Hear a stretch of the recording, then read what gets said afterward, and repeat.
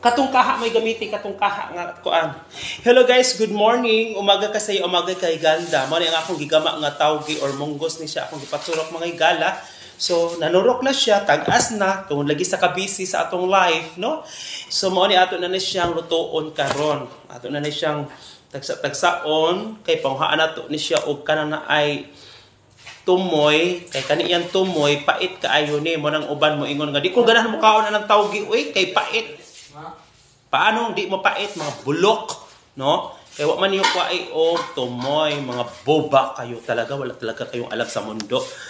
Kuhaan na niyo nagtumoy, kaniyang tumoy, kamo ni kadag pait. Kaya mo ingon mo, di mo ganahan, di mo muangay kay pait. Mga boba, masarap yung munggos. Alam niyo ba kung ano ang mabenepisyo natin dito, no? Masarap talaga yan. Hugasin ang kuandoy. Ito ha, munggo. O ayan, munggos. O yan, ang kanang kuan. Tawagi. Sige na, babush.